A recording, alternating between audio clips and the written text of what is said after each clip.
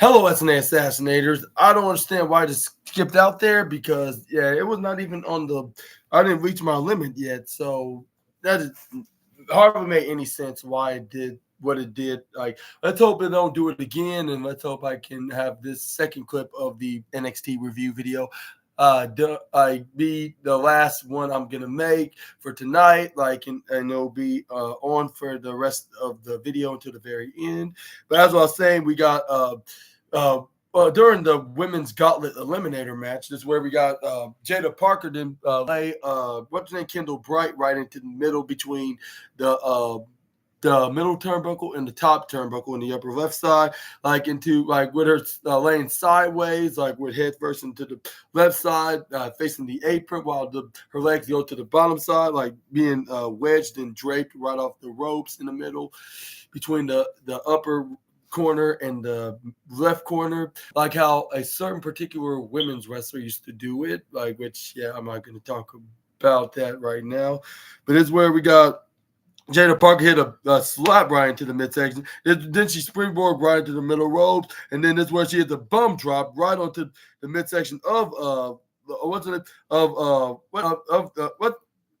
what's her name of Kendall Gray. This is where we got she. But this is where this is where she had it on the ground. This is where she went for a pin. She got the 1-2-3 out of that maneuver, while so Ruka hits that springboard, front flip cutter maneuver onto Ren Sinclair to get a 1-2-3, and that's down to the last two of the Jada Parker and Ruka, and that's where fans are like NXT, NXT, NXT, like come on, we wanted to see a winner, and this is where then Vic Joseph who's going to NXT? This is where Booker T's like, wow, again, this is a tough question right here. Both of these are talented women that deserve a shot at my former student Roxanne's title, and this is where we got Jada Parker, then Irish Whip Soul Ruka right to the bottom right side. This is where we got her booting right to the face.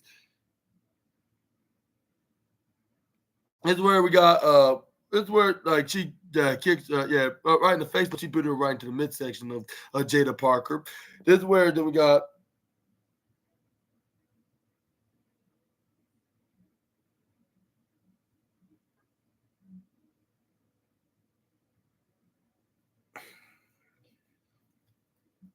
she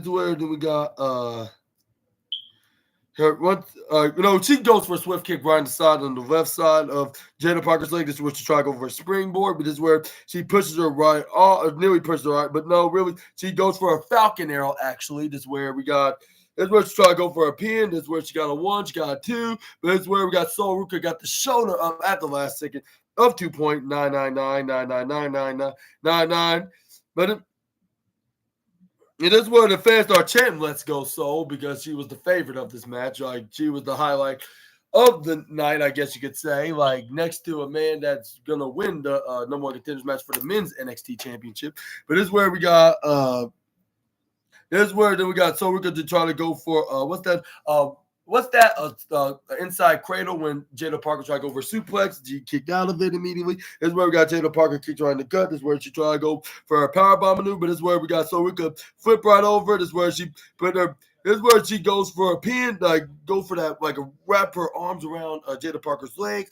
But the thing was, she accidentally grab onto the ropes and right underneath it, and we went right her legs underneath the ropes. This is where she tried to hold on to. This is where the referee's yo, so you cannot pin her because she's.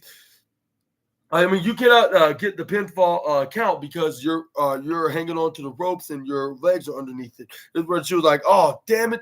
And this is where Soul Ruka's like, no matter. I got Jada right where I want her. This is where she did a cartwheel right on the left corner side ropes. She dodged out of the way onto Jada Parker, go for a ripcord German suplex kind of a jig onto the Jada Parker. This is where we got Soul Ruka went to the left side of the corner. This is where she had it won by trying to go for a springboard splash onto Jada, but Jada moved right out of the way, roll out of there. Smart move from the and this where then we got her then move out of the way. This is where she hit face first right onto the canvas. This is where then she had a hard time getting back up, but once she got up right underneath, Jada Parker was ready for her in the hitter finishing move, which is called the hypnotic. This is where she goes to the left side, go back to the right, hits her with the running hip attack. 1, 2, 3. Your winner of this match and number one contender against Roxanne Perez for the NXT Women's Champion, and that is Jada Parker. And yeah, and I was thinking to myself, like, what is up with tonight being the number one contender night? I should have called number one contender night when I put on the caption, even though I did put hashtag number one contenders because it was all about like mostly and primarily number one contenders like of getting a shot at their respective championships, like whether it's for the NXT Tag Team Championship, the NXT Women's Championship, and the Men's Championship. And yeah, let me know in the comments down below. Do you think this was second place of the night with the women? And do you think the main event match was number one? Let me know in the comments down below. I sure think it was. Well, third place is Axiom and Nathan Frazier taking on Ridge Holland and not Ridge Holland, Miles Bourne and not Miles, Riley Osborne. What am I even saying right now? Riley Osborne and Duke Hudson. Yeah. But yeah, like for that match, that's kind of like a number one contenders match. And then we did the same with this match and the gauntlet match. And then now we're doing a triple threat match with the men's championship up next. But yeah, big congratulations to Jada Parker. I'd say humongous congratulations like to her. And yeah, like she did tease that she could be the next NXT Women's Champion when we made a comment onto Roxanne Perez like 2 weeks ago at the Great American Bash. On that pay-per-view, no, 3 weeks ago, actually. Yeah, 3 weeks ago at the Great American Bash event, the special event when they were in the Sci-Fi Channel with May Hank and Tank. Like that, like you got some competition, Roxanne. Like when she definitely does. Even though I still think Roxanne's gonna win because we could possibly see Stephanie Vaquer and Julia could be on the horizon and challenge her next. Like, and they're having WWE has plans for that to happen. Like whether if Roxanne retains or be dethroned by one of these women. Like then they'll have plans to do a dream match with the two, and it seemed like CM Punk even agreed with this idea of having Roxanne Perez take on either of these former New Japan Pro wrestlers, and also the second reason because it looks like Roxanne's gonna hold on to that title for a little bit more longer, like. Even if Vaquer and Julia wasn't coming to NXT or nor even challenging Roxanne for the NXT Women's Championship, if that does happen. But let's go on to the next slide. This is where we got Sarah Schreiber then also came in the ring, and this is where she's like saying, "Yeah, congratulations, Jada, like you are going to face Roxanne like for the NXT Women's Championship. Like, can you describe like how this win is?" And then she was like, "Yes, ma'am." Like this is where the Jada Parker is like, man, like I'm going to No Mercy, man. Like y'all just saw it right here. Like Jada Parker is going to be the difference maker of his division. And I'm already the difference maker. And the fans were like, Parker, Miss Parker. And this is what she was like. She set her eyes right onto Roxanne. She was like, yeah, Roxanne Perez, y'all, you may be a great champion here, like, but when it comes to that title, like Jada Parker got next in that title. Like, and I know that. And this is where we got Lucien Price and Bronco Lima was agreeing. They're like, yeah, like you got this girl, and this is where they patted her right on the shoulder. This is where it was like, yeah, this is your new women's champion. This is where the Roxanne Perez was like, yeah, I'd like to see about that. Given that stare, she's like, she just don't know that and she just don't know like what she's getting herself into. Like we're just gonna I'm gonna be the judge of that. Like in the next how many days? Like September 1st. So it's like about. I'll say, I'll say, yeah, that's like about 2 weeks away, I believe, like about 12 days, actually, yeah, for NXT No Mercy. This is where we got Kelly Kincaid was in a backstage interview with Olga Page, where she had which he had something to say to whoever wins the number one contenders match later on tonight in the main event. He was like, whoever wins, like they have their eyes on the NXT, but they're only going to be only going to be just an inch or two closer to see the NXT title away from me. Like, and he's like, and this brand is actually all ego. Like in the NXT, and that in the all ego is right. And the champion and the champ is here, and that is all ego. And this is where then. And this is where the Pete Dunne was like, are you stop speaking all the stupidity in this interview?